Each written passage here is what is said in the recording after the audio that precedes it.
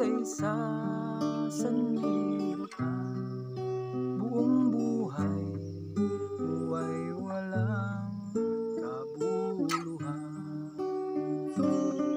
hanggang di mo nadarama ang palad ng Diyos Ama, ay di mo makakamtanan walang hanggang pag-ibig niya, hanggang di mo nababati ang daan tungo sa langit, ay di mo makakamtanan kanyang pag-ibig.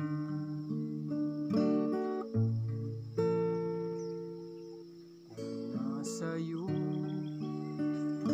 ang lakas at talino,